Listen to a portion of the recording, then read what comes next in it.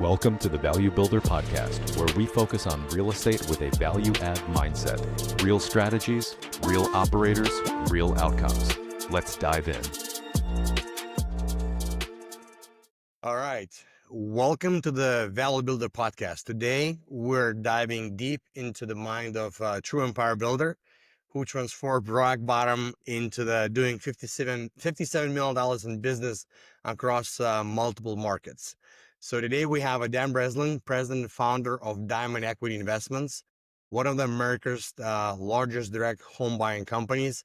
Like many successful entrepreneurs, Dan has a very interesting story, hitting the bottom before building his nationwide company and doing business in multiple markets: Chicago, Atlanta, Philadelphia, flipping over 300 or 400 properties, 300 or 400 properties nationally. I met Dan probably 10 years ago through our mutual friend, Austin, and I had the privilege to see him in Dan Kennedy conferences. So whoever is old enough, you know what I'm talking about, where sharpest minds gather in those conferences and talk about direct marketing. He also has a show, REI Diamonds show, with a cult of following of real estate entrepreneurs nationwide. And Dan has mastered his marketing and systems like no one else I know.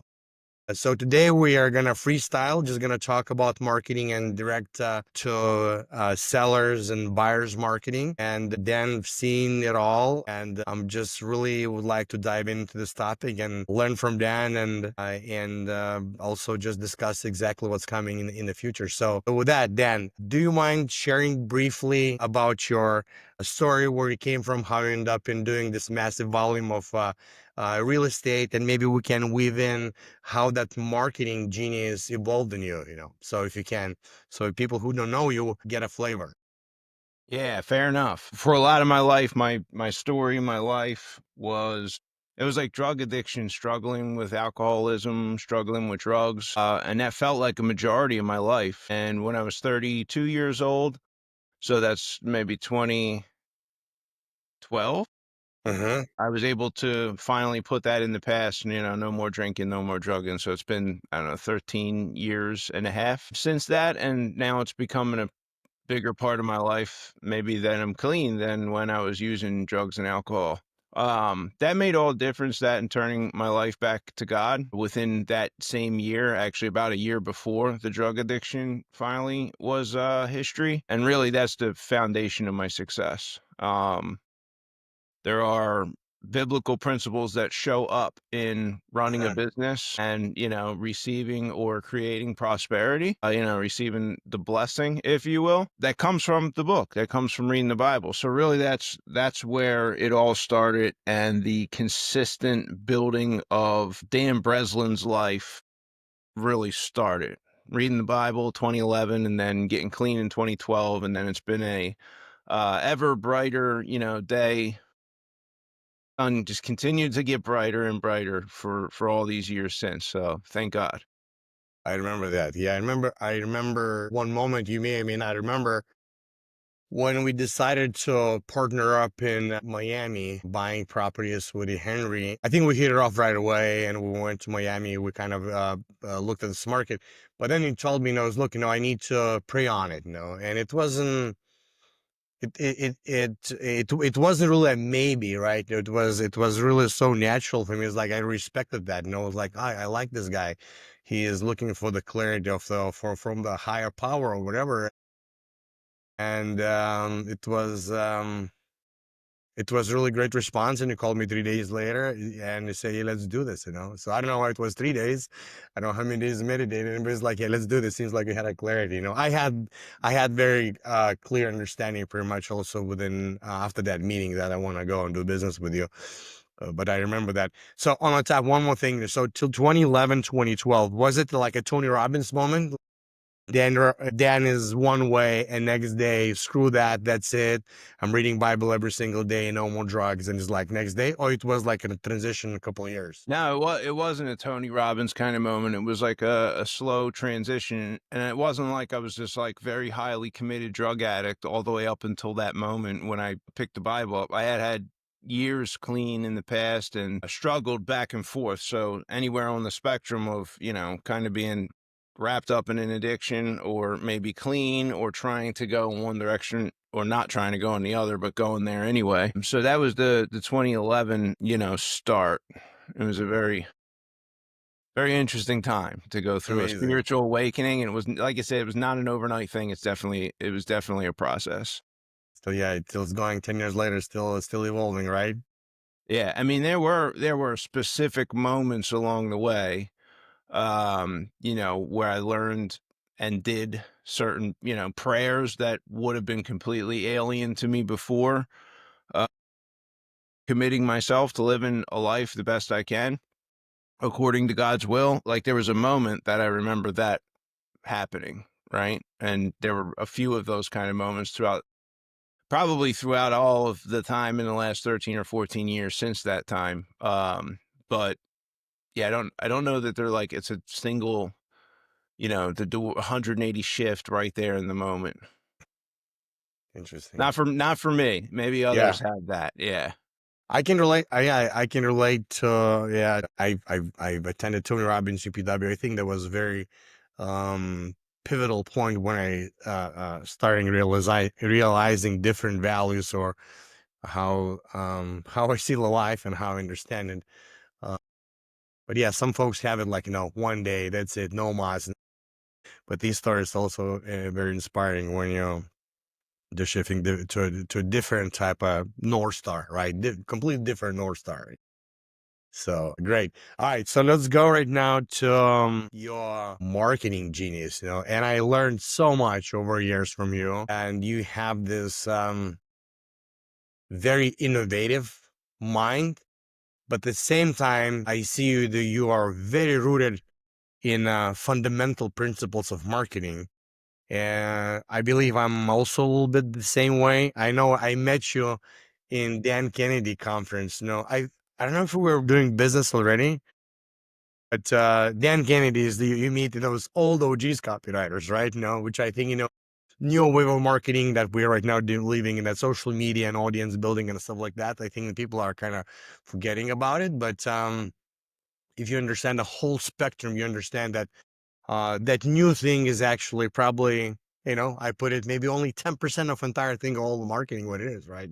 And fundamentals are still fundamentals. So the clear question would be, when and how did you realize that you're good in that you like it, and how did that happen in terms of marketing skill and genius? Yeah. I mean, I think I'm okay at it. I think there's people who are actually a lot better and who are probably challenged with getting their numbers right and their message right a lot tighter than what we have to do in the real estate business.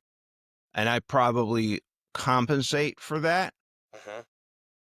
because we're doing large deals. So like most people, in the early days of trying to market to sellers, they flip a house and they make like $50,000, $60,000. And all right, great. I'm going to put like $5,000 back into marketing. This is going to be great. I probably put, 25,000 back. Uh-huh. If it was my share and I was making, 25, I probably put 17 to $20,000 back into marketing. So for me, it's, you mentioned this marketing versus branding thing. I'm kind of playing a branding game more than I am a direct marketing discipline Dan Kennedy game. I don't care what the response rates are. I'll go back and see where a deal flow came from and I'll modify and adjust from there, but I don't care what the response rate is. And I vaguely know what the cost per lead is, but I don't know or care about that on a per channel kind of a thing to go through and say, well, this one costs us more per lead and this one costs us less. But the one that was more per lead, turns out we have more appointments. But then, dude, do we get deals from it or not? I'm like trying to Makes sense. understand the story of the seller on the deals that we got and how can I get back in front of those people? And I'm willing to stay in front of those people for a decade until they're ready to sell again with an oversized marketing budget focused Makes sense. probably on branding. Yeah. Yeah, the one thing I caught is 17.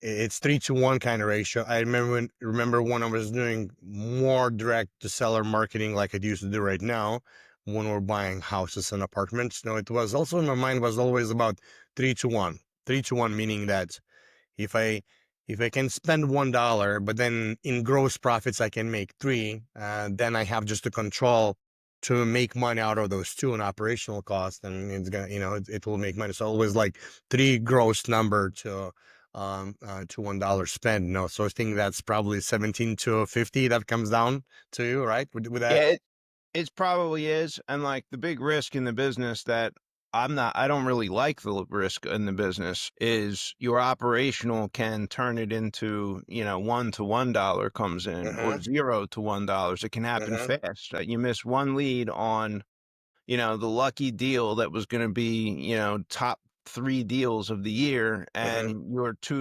3 to 1 turned 2 to 1, and the businesses are really highly, highly at risk to that marketing budget because it's so expensive to do that. Yeah. I mean, yeah, another thing I just learned also that you are not probably so rigid on calculating what's the deal cost, what's the lead cost, because you playing right now more branding game. You mentioned you looking at 10-year deal maybe cycle. And I remember was my challenge, was, in terms of, lifetime of the lead, value of the lead. Because I remember you used to have three KPIs most of the time. What's my response rate? What is my lead cost? What's my deal cost? But a lot of times we'd be like, oh, shoot, no, if you continue to market at the same lead, for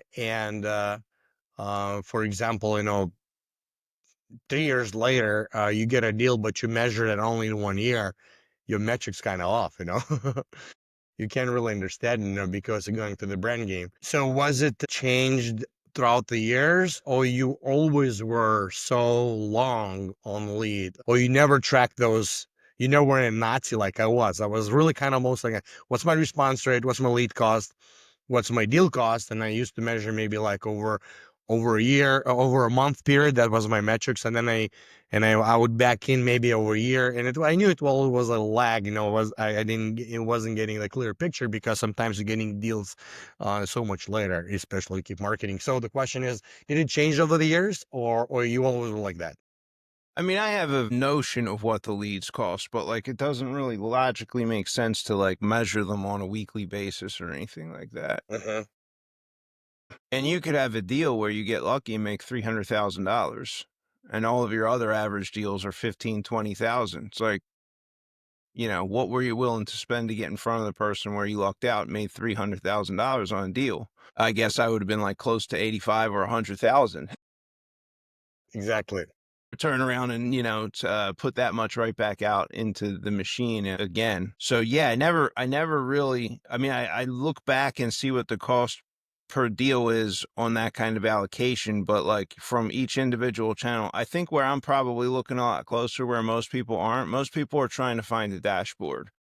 I'm reading every single lead that we put under contract, and I'm like watching every testimonial video, and I'm like kind of I'm in AI, and I'm being fed all the information from the CRM on the deals that are going. So, cutting waste is not as important to me as increasing value, if that makes sense.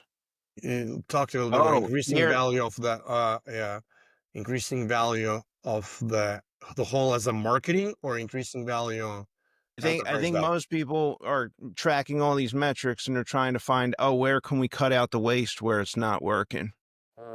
And that's the Mm-hmm. question they're trying to answer. The question I'm trying to answer is, hey, can we do a 300,000, a 500,000, $1 million deal? And what does that look like? It's going to be hard to do $1 million deal in a neighborhood where the ARV is 290,000. Yeah. I don't think most people sit back and, think about that. If you want to make 100,000 on every deal, it's like, are you just like doing your marketing and running your business in a 290? There's a lot more deals in a 290, $350,000 neighborhood that are distressed than you're going to find in 900,000, a $1.5 million neighborhood. So it's like, it kind of brings you to the place where you're at now, where it's like the deal size becomes like important 20, 30, 40 grand per house, flipping houses is great. And then the operational overload of doing that kind of business, start to see a couple deals that people go to settlement. Maybe it's $1 million deal. Maybe it's a $3 million deal, $5 million profit, right? We're talking not just like the purchase price of the deal. And we have friends, both of us, who've done many of them. You've done them. And you're like, oh, I only have to do one of those every 18 months, let's say, or even 24, 36 months. And it seems like a lot less work. And I assume it's a lot less work. I haven't done a $3 million profit, but I hear you and some of the other people we know talk about that, and it does seem like a lot less work. We're signing, 17, 25 leases over the 3-year period, probably making a bunch of showings there, but a lot of times there's brokers involved too. So it's not like, yeah. But yeah, I think that's what it is, right? It's like you're probably answering that question a little differently than I am, where it's like, where can I increase the value? And it's like the value of the transaction and the value of the size of the profit, right? And I want to fish more there. That's kind of how I've optimized over the years. Yeah, and I think very similarly. I think I was trying to optimize maybe in a different ways in the past, maybe not. But here's how I would frame it, right? I think one good statement or thought I heard from Pat Hyman in real estate. Pretty much, it's a game of singles when you get a home run once in a while. This business does not work if you go only for home runs. And this business does not work if you go only for singles. You're hitting singles, we'll call it 20, 30, 40, 50. You have to keep hitting singles in order once in a while to get a home run. So, but if you're not swinging the bat, you're not getting those home runs, and there are folks, and I was probably guilty of that when I was trying to optimize a lot of times only for singles to get those averages, right? Dialed in those averages, so they just keep feeding the machine and giving the averages, getting a lot of singles and be very predictable. A lot of times marketing and operation costs just drown you in not being profitable, put your kind of, eye of expectations that home run is going to come. And some folks, they're looking only for the home runs, and they're not swinging the bat. They're not making enough risk when they are forced sometimes maybe even go borderline, maybe lose sometimes on a deal, just because you're just not swinging the bat enough. So I think this game is you have to do singles in order to get home runs. That's how I see it right now. But yeah, I'm going right now definitely not for doing more transactions, but trying to see if you can get more value per transaction. But at the same time, you have to swing the bat. If you're gonna go only just for the max amount of value, least amount of risk, you're just not gonna be able to buy enough deals. And people who have skill or capacity or for whatever you say to take that risk, they're just gonna take the deal from you. Yeah, and the other end of hitting home runs, I think is over most people's head. Like if you've never made $100,000 on a deal, it's going to have to take a lot more luck and millions of singles before you finally like step in the pile of shit that is your $100,000 profit. Maybe that's COVID has to come and the interest rates have to go to zero, and you happen to do you got 8 flips on the market. And one of them is in a $400,000 neighborhood, and when the rates go to zero, all of a sudden you get a $480,000 offer, and the deal you thought you were making 40 on turns into 120. That's what getting lucky looks like in the real estate business. I always like to say to my team, you can't build a business on luck. Don't underwrite the luck in a deal. And most people are out here underwriting the entire business on luck. They're Exactly. chasing the gains. They're not protecting the downside. Doing home runs is a lot easier when you have partners who are in alignment with you. And what I mean by that is everyone's going to eat at a certain percentage according to the value they bring to the table and to the deal. That's what interests aligned in a partnership means. When that happens, partners bring their best ideas, and they're bringing, the absolute best of their attention and their availability to the table in order to do the best deal possible in that example. So you have interests aligned with partners who probably have already done deals that are home runs in what you're thinking about. So I think back early in my career, 2007, I had a partner. His name was Dave. Dave was a few years older than me, 3, 4, 5 years. I can't remember how much. Not 10 years older. I remember that much. And Dave had been in the business for maybe a year longer than I was. And I was like a bring the leads to the table, do the appointments, get the contract signed. And then Dave was doing a lot more admin. And he was making some decisions. And looking back, there was more value in some of those decisions that I wish I recognized in the moment. But hey, the partnership kind of outran its course, and we both went our separate ways, market crash, etc. But the example of the deal I want to show you to highlight this is I had a contract that I got. I want to say that the price was around 160,000. And I was like, hey, we can sell this house for 170 and we can each make $5,000 and it will be great. And I think someone brought us the deal, so we had to pay her $5,000 or something too. And that was kind of the, I guess it was 175. Each of us would make 5,000. We're talking about an ARV here and, 220. It's like, it ain't even a deal, right? It's like, we're going to have to beg someone to make it a deal at 175 for our contract at 160. It's gray. And Dave said, hey, why don't we do this instead? Why don't we sell it for 205? I have this person I think that wants to live in the neighborhood. And then we can pay her a $5,000 referral fee and we can each make $20,000. And it was like, just in that moment, I had the example of when your interests are aligned with a partner who has even a bigger vision, maybe perhaps than you have on a deal. I mean, he turned that deal into, certainly 4 times the quality of the deal that it was. And like, if you go from a single to a home run, Double. that's 4 times, right? Yeah. And how he was able to do it, I'm assuming he just had a buyer, and I'm just speculating. He hadn't had a buyer whose strategy was slightly different than what you underwriting, right? Meaning that's probably was buying a whole buyer, or maybe he needed whatever he was doing that a buyer was differently than you underwriting on REI. It was that the case? Yeah, I mean, that's how the rubber meets the road. But if we take it into more of a Tony Robbins kind of a thing, he had a better idea about how to make money on that deal. Exactly. And there's a whole lot of people out in the business who are too greedy. I want to make all the money myself. I'm going to do this by myself. And they kind of stay, in a cage of $5,000 deals like I would have been instead of the $45,000 deal. That was kind of life-changing money at that point. It was like, wow, holy crap. And I can't tell you how often that happens in the course of my own business. So like, we do quite a few high-quality deals throughout every single year. And that comes from the partnership. It's not, oh, Dan Breslin had this great idea like Dave did years ago and he turned it into 5. There's a lot of times, act manager himself in my company catches this idea to make a certain amount of money. And I think he's nuts when he's saying it.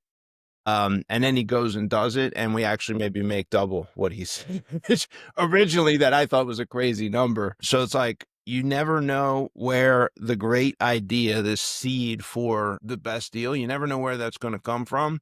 And it's a lot easier if you're in a partnership. Now, I mean, there's a limit to that. You can't have like 275 partners or something like when they built the World Trade Center. You can't have that.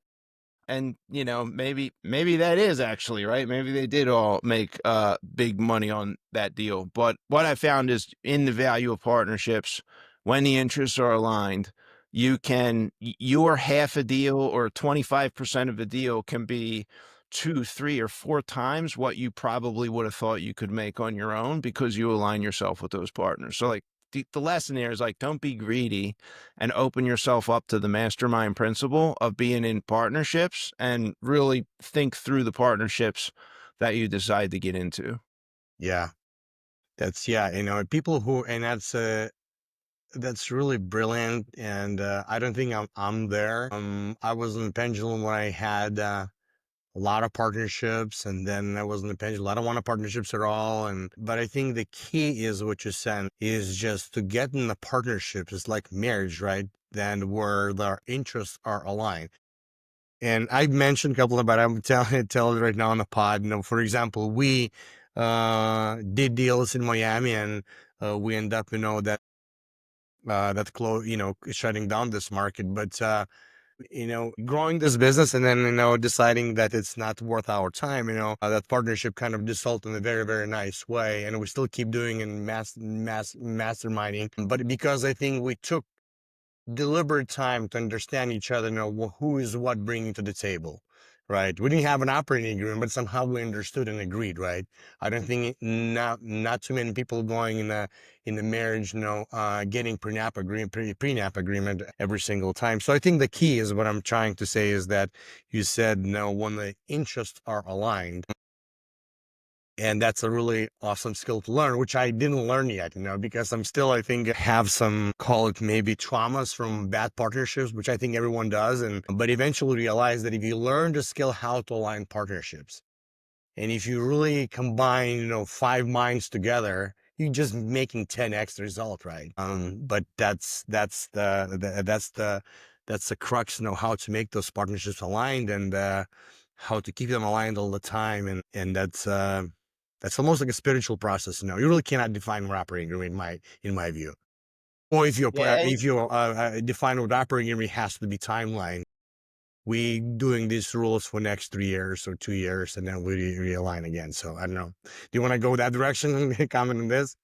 yeah, I do want to comment it. Like Miami was a freaking competitive market, and like it was easy. Like people listening, here where we're at, we're in these three markets. Like, dude, we're facing headwinds and challenges in one of my three markets almost every year. It's like almost every year, one market has this turn where the conditions have changed. And we're not sure if the business is going to last another 12 or 18 months. And we're really nervous. We circle the wagons, we figure it out and make it work. But it's a lot of work. And there's kind of a dark period there. We've gone through them in Chicago. We're going through one now in Atlanta. The inventory's way up and we're meeting the challenge. But for the last 6 months, it was not, peaches and cream. And Philadelphia region has its own challenges as well. And Miami was like that, and it was highly competitive, and the conditions were nothing like anything else where I was doing the business. And it was like, were we going to allocate the kind of attention and drive to get down there and figure out how to like make it succeed and make it work? And potentially you have to go into a position where there's like multiple six figures of that $3 for one marketing thing we were talking about early in the episode. There's times where that has to go negative for hundreds and hundreds of thousands of dollars. You don't have there. It's not like when you buy real estate and it's like, oh, the thing went down in value, you could sell it. When the marketing dollar's gone, it's gone. Like a lead might come back and then somebody with a high level of skill and a little bit of luck will have to go out and close the lead to turn it back into money. It's not like, oh, I just hire a broker and get rid of the property. We bought it for $1 million. It went down to 700,000. We lost 300. Oh, that's terrible. But at least we got 700 back. You're not getting any of that money back. If the Miami thing experiment continued to kind of trend downward. And I think that, aligning the interests and partnerships is go toward the hard conversations, number one. You have to have the hard conversations. And that's why we're on the call today and we've, stayed in touch. And I had no bad feelings whatsoever as we wound down the Miami market. Like we knew we had to have a hard conversation. We quickly had it, right? There's no resentments building for years on end and one partner's throwing hundreds of thousands of dollars in and then the other partner doesn't want to, and now there's like a money dispute. It's like, no, we see the issues early and go have the hard conversations early. And I find that most people who are like in business a long time and have a good reputation have that ability to have those challenging conversations up front. And like my second word of caution is you don't hand off. It's pretty rare that you find an attorney who's capable of putting the operating agreement together in a manner that's going to head off challenges that you might have in the future. And one of the reasons is the attorney's interests are not aligned with everybody in the partnership. They're just going to rubber stamp, do the best they can to bring a few, common issues to the table that they learn about in law school that they put into the boilerplate. But there may be very specific things you would have to work into an operating agreement. And like friends of ours saw in the commercial industrial world, they're very good at these very creative business structures with sellers who are contributing property, who are taking shares in the LLC. I mean, there is an unlimited amount of creativity that the investor, the developer, you and I, brings to the table and tells the attorney how to figure out. The attorney doesn't come up with these ideas. And I think Exactly. people get in trouble when they assume that the attorney, I know I've gotten in trouble when I assume the attorney is going to have my back and recognize all the risk in the deal, and I abdicate my own responsibility to analyze all that to the attorney. I've gotten in trouble. So that would be my other cautionary thing. It's like the caliber of the attorney helping you put together the partnership, in my opinion, is not going to indicate its proper alignment of interests at all. Yeah, I agree. 100% unless he's a partner. Yeah. Yeah. And I'm not saying they don't add value, and there's a lot who add a lot of value and a lot who bring risks that I would have never considered on a lot of deals. So I'm not like trying to denigrate the attorney population out there who's listening. They're valuable. I hire them. I pay them. I love, some of my attorneys, some of them maybe not so much. And they have a valuable role, but the real caution is don't abdicate your responsibility to the law degree and think, oh, it's the attorney and he said so. It's like, no, make sure you have a high level of agency and responsibility in that deal anytime that you're hiring an attorney. And I'm not giving legal advice, so that's my other caveat. This is from my own experience. I am not giving law advice. Yeah. I'm suggesting that anyone wants to, succeed highly in real estate, pay a high level of attention to every aspect of the deal, including, the things that some people may think are in the attorney's lane. Now, so on the same thought, I just want to see where you at with this. And I, while you're talking, I was thinking about it. And I'll give you easy pass if you don't want to answer. That's okay. I know you have a lot of partners. But looking back in my career, I think same thing like with singles and doubles. My best partnerships and worst partnerships are without operating agreements. My contained partnerships are with operating agreements, but they never were like really beautiful, and they were kind of nasty, so to speak, right? So I think I'm in the camp right now. I probably I want to confine partnerships in some sort of written understanding. Um, but I think the most beautiful and kind of most like spiritual partnerships that we had no agreements, and we just kind of understand, and on a very high level, what's integrity, how it goes, and we just never gonna sell out each other ever, right? Where are you falling in that camp? Are you defining everything in writing in this stage, or you kind of still lose and expecting before the grace of God everything is gonna go well? Yeah, I mean, there's a combination of that. So Warren Buffett is famous for buying businesses on handshake agreements. And I think there's a place for that, but like I'm not going to loan, $400,000 out even to one of my partners without a note and a mortgage that we're tying to the property. So I think it's smart to make sure that, documents line up. We have documents throughout our company. It's not really my lane. I kind of have the executives in charge of each market and location who sort of handle that aspect of it. And they're very tight, HR, executive assistants, and highly talented people who put together the documents. So there's much more documentation floating around in the Diamond Equity deal circle. But I'll occasionally get a deal. It's pretty rare because a lot of times like someone refers like a house or something and it needs a renovation. The price expectations just don't work for us. We're not going to operate on like a very thin margin just for the pleasure of doing the deal and taking the risk. But there's times like we'll do 25% of the profit to a real estate agent. So like if an agent brings me a deal, I don't really care if it's on the market or not. Probably going to need to talk directly to the seller. So a lot of times it works when an agent has a seller who's like, hey, we're not willing to list this property. It's like, all right, great. Bring it to us. Whatever I end up with, I'll give you 25% of our net profit. If we do a whole flip on it and we make, 80 grand, that's 20,000 coming your way. If we don't, we buy it, paint it, carpet, sell it, and it's, 40 grand, that's 10 grand coming your way. And like, we haven't done written agreements on any of that. And I paid out, anytime those leads happen. It's pretty rare that we're doing a deal under that context, right? We're not like marketing that out there and like trying to push that as a strategy, but occasionally agents are like, hey, I got this deal. What would this look like? It looks like 25% of the net profit, right? I'm like, I guess it's in the email chain, but we're not doing like DocuSigns and NDAs and that kind of thing. Nice. Nice. All right. Great wisdom, man. Yeah, great.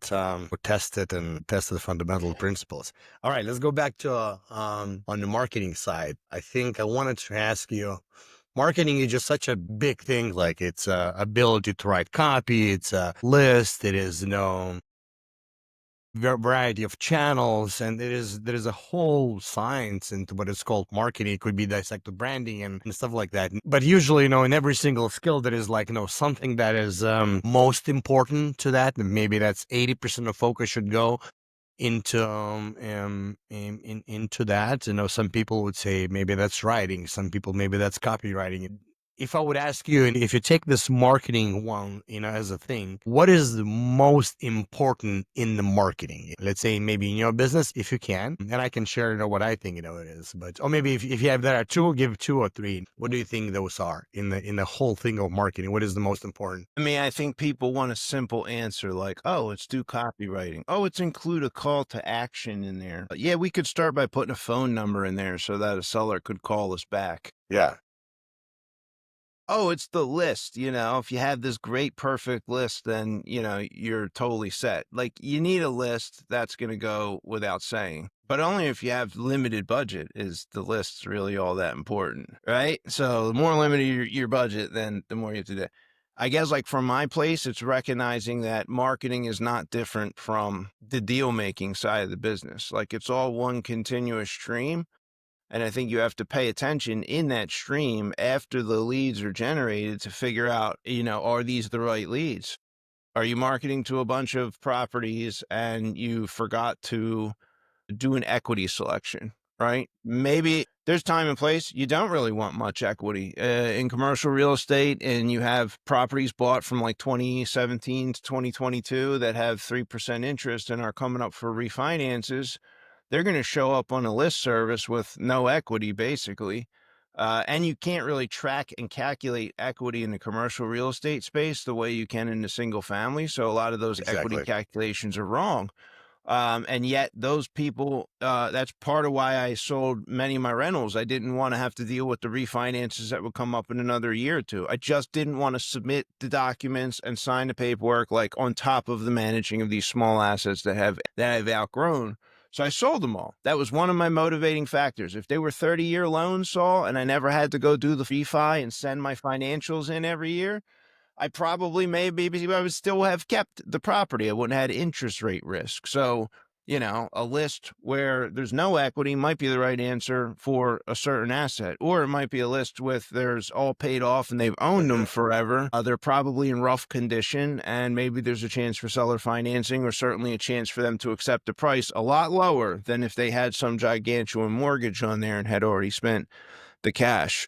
So watching the chat, watching closely the leads that generate from your marketing is probably, and I'll use that as a test sample. Like, it doesn't matter what the cost per lead is. Facebook leads never really turned out to be that productive. Exactly.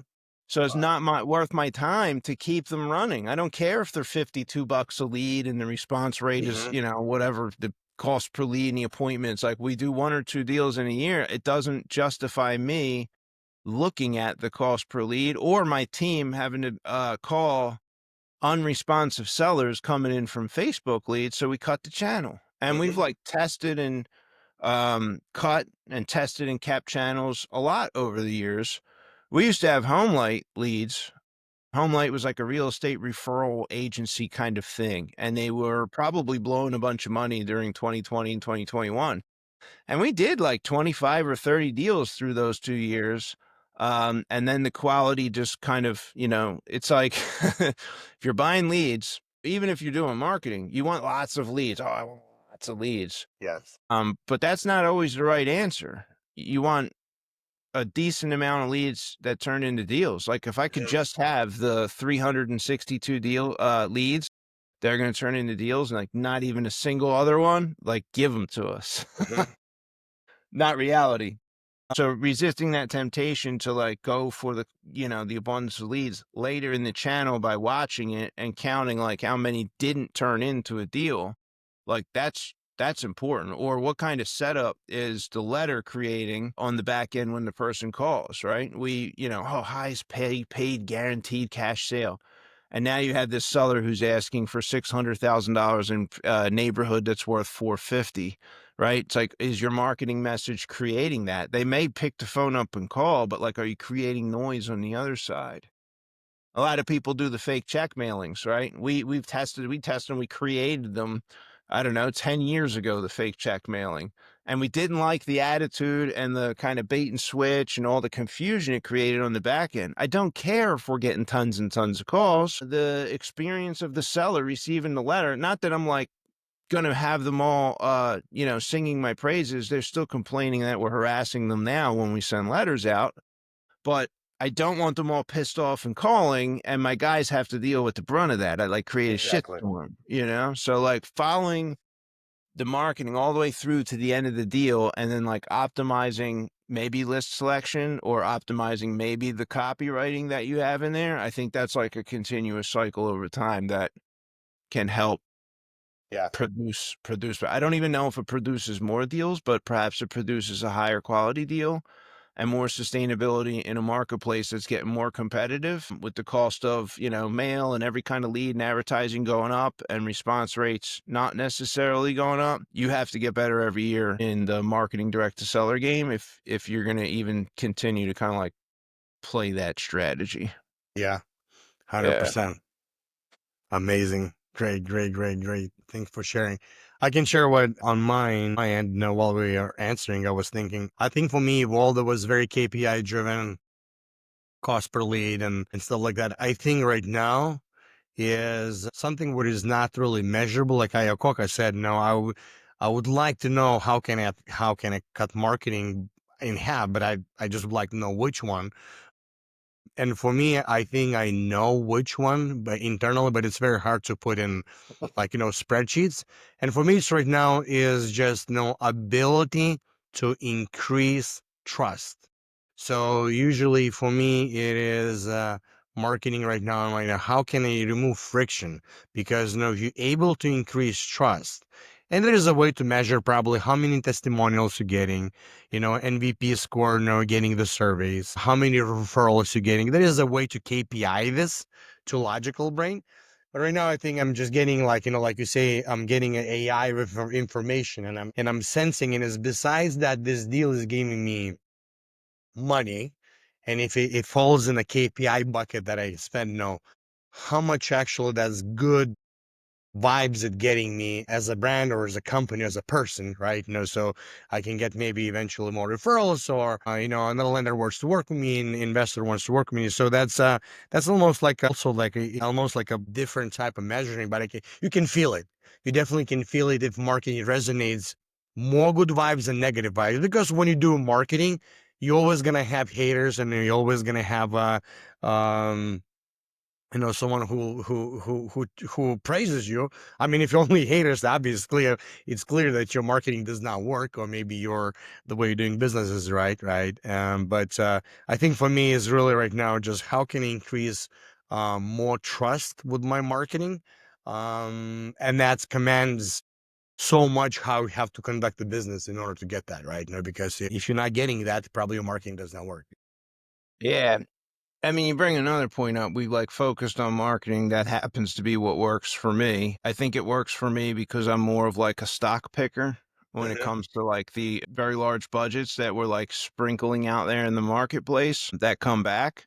But I have a friend who lives a mostly carefree life, moved to Florida, has a friend slash business partner who's kind of running the flips. He sort of organizes the money based on his reputation. And he used to be like a little bit in our lane, right? Doing the direct to seller and spending heavily on marketing. He also had a big network of like wholesalers back in the day that would bring him deals. And like he's very intentional about nurturing his wholesaler community. And like each wholesaler, you're only going to get like, you can get a, a wholesaler relationship. You're probably going to have to meet like 10 or 20. And out of the 10 or 20, you get one or two who are going to give you like maybe 1 to 3 years worth of deals. And then the best ones are going to turn into like flippers and build a portfolio, and they're no longer going to have deals. And if you're doing this strategy consistently, there's a handful of them who are going to have, 2 to 5 deals or even 10 deals per year. And they're going to do that for 10 or 20 years. And it's going to be their business forever. So I envy his business model for the lack of risk that comes from no marketing budget at all.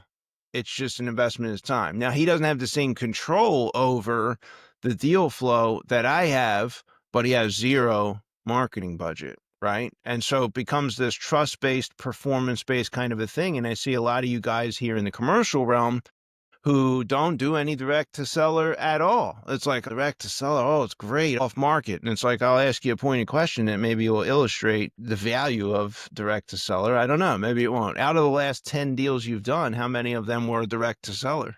That's a great point. I had this topic to discuss.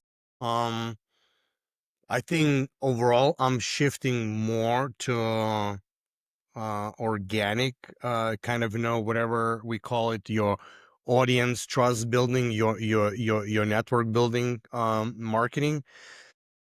Coming back directly to your question, so I think direct to seller, while we were buying a lot of self storages, I think it was probably 80-90% still, direct mail, cold calling, text messages, and from brokers maybe like 1 out of 10. When right now buying small bay industrial and industrial properties, it is probably turning to like 70-30, 50-50 for sure. The bigger deals you're going, the less luck you have to go direct to seller marketing, in my view. And depends on what asset class. If it's, $5 million deal or $10 million deal, I don't know if you bought any in that size from direct to seller. Everything else, I think, in a smaller size, you can go direct to seller. Yeah. So where I'm at right now in terms of efforts, I think for me it's right now 80% of efforts building the trust within your relationship with a network. I think it started with probably 10 years ago. I don't know where I got this idea, but I literally had a spreadsheet of my most important relationship. Oh, I think it's from Maxwell, Outliers. In Outliers, there's a chapter about what our human brain can handle in 150 relationships. So I literally have 150 relationships on the spreadsheets, and every single year I take some relationships out, and put some in, but these are getting the most focus, and these are my family, friends, business partners, lenders, banks, but really it's not only from KPI perspective. There are people who didn't make any money, right? And obviously family members, right? But this is just something I have to nurture. I'm giving value, and there is a reciprocity in value and just doing life. So, and of course, I bolted on my VA, who is helping me to track the birthdays when they coming, if I have to buy a gift or whatnot, right? Just kind of, and it was really, really revealing that actually over a matter of couple of years, I just saw how I can just make that relationship quality better, just because I focus on 150, right? So right now, a year ago, as you know, I started writing newsletter, and you were actually, I was doing on a Substack my video kind of, stories, and then it's like, hey, you want to write a good copy, and I started learning writing, and right now it's about 4,000 readers reading it, and it's growing organically, and I'm not doing any paid ads right now, and I'm focusing a lot on that. But I think, the best combination still, what I see in this day and age, maybe it's going to change. I think it's combination of two. It's a direct to seller. Still, you're going into unknown audience and you're nurturing your relationships. So for me, it's my 150 are the most that I spend time and effort in, and expanding my trust within people who, more or less I know, who maybe read my thoughts and they can relate to it. And you bolting on actually whatever, but you don't sell. You pretty much, you're asking for the game come to you, right? When we're doing this, just brokers start sending you deals, because they trust. You just increase trust through your actions, And then I think there's a silo. You're building your potential people who can be in your universe, maybe in that bigger circle of your relationship. Maybe you'll end up in 150. There are some sellers on my 150 relationships who are my friends right now, and you're bolting on paid ads. Maybe that's direct mail, maybe that's Google paid ads, maybe that's whatever paid ads are, right? So that's how I see it right now. And maybe that's going to evolve differently. Perhaps, let's say, maybe we're going to talk 10, 20 years ago. I can see probably that you would transition then where the game started just coming to you instead of, pulling you people to the game. But who knows, right? Maybe that's going to change. So that's where I'm at right now. Yeah, 100%. And I think that's ultimately, where you want to get to. I mean, if we look around the rooms where we hang out often, yeah, there's some direct to seller going on, but most of the largest deals with the largest profits that I'm aware of came through brokers. $15 million in profit. I have a buddy who did like $75 million in profit on a single development deal out in Los Angeles. It came from a broker, and it came the way that you're saying, where the deal comes to him because he's known for having a reputation of closing the deal quickly. His reputation is not, oh, we're paying the highest price. Neither is my reputation. I'm paying the Yes. highest price. But if I put a number, I'm a market maker for a very wide variety of asset classes and properties and a very wide, nationwide footprint of the market. And I'm willing to like back it up. If I tell you it's, 650 grand, I'm going to go to closing on it. I might lose money, right? But I got to be conservative because I am going to go to closing and I'm probably going to buy sometimes issues that I'm not aware of. Yeah. But the deals come to you. The longer you're in the business, the reputation should, I hope, pay out a little more. Yeah, 100%. I think when you think about it, right? Right, that's another thought, right? If you can transition with that, we call it trust or ability to execute. If you can eliminate the cost of just marketing all the time, which is if in my view, it's like 3 to 1, like 30% goes out of the door if you do paid ads. But if over time you can eliminate it just because we have such a goodwill into the market, I mean, 30% of the top line, it drops the bottom line. That's the holy grail of the business. Yeah, and the other thing too is it's a lot of time. Like it's all the time for me. Yeah. It's nonstop and constant all the time.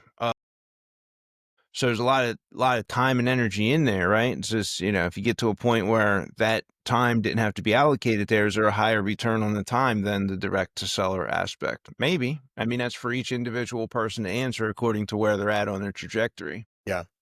Yeah. Yeah, It's awesome. cool. And like always was so many wisdom bombs from you, and I love to go in those conversations. We talk probably once every 3 months, but I really enjoy, man. I really enjoy. I normally leave with a personal question, if I may. Like always, you can get an easy pass. I pull from these cards, so if I may, I'll pull one. I got an easy one. What is your perfect day look like? If you can't, magic wand. How's your perfect days look like? Yeah, it depends, right? So my perfect day in the wintertime is at my house in Florida. I will take a Monday. I wake up early. I had good sleep. I probably went to bed early Sunday night. I walk the dog, and my meetings start an hour later because I'm on East Coast time and not the Chicago Central time. So it feels like I'm on vacation. And then because I'm well rested, the meetings kind of flow nice and naturally, and they're effective. And we're talking about a bunch of deals that go to settlement. If we're talking about the perfect day here, Friday, we do like a boat lease every summer. So it's 51 feet, 2 bedroom, 2 bath, a big cruiser, Sea Ray. Friday we'll have that. My dad's in town, and it's Chicago and it's the summertime. And anyone who's not been to Chicago in the summertime, it's an experience that everybody should have at some point in Yeah, their life, for right? sure. So heading out on the boat, maybe we'll grab some Gibson's takeout or something on the way and swimming at the playpen and yeah, just kind of kicking back and relaxing. All right, man. That's awesome. Great pod. Really appreciate you, man. Love to do it again. And I hope many people got a lot of, wisdom and took a lot of notes, and really appreciate you, man. Thank you. Yeah, and if anyone wants to follow me, I also write a newsletter every Sunday. Saul and I's release probably within an hour of each other every Sunday. Yes. So if you want to sign up for that, it's free. Diamonds.com. That's a little bit of commercial real estate stuff, a little bit of residential, a lot of deals for sale in there. So that's kind of how I'm selling property a lot of the time through that newsletter. We got about 17,000 people that open that every week. So readers give good feedback about gaining some value. So check me out there. Yeah, 100%. And sorry, that's definitely forgot about plug-in for sure. Great newsletter. Read it every single weekend and try to respond to Dan every single time. So yeah, for sure, guys, you have to sign up. Thank you, Dan. Appreciate it. Yeah. Thank you. Appreciate you having me here, Saul. Thank you. You've been listening to the Value Builder podcast. For more strategies, stories, and episodes, head to valuebuilder.co or subscribe on your favorite app. Always make it better than you found it and keep adding value. See you in the next one.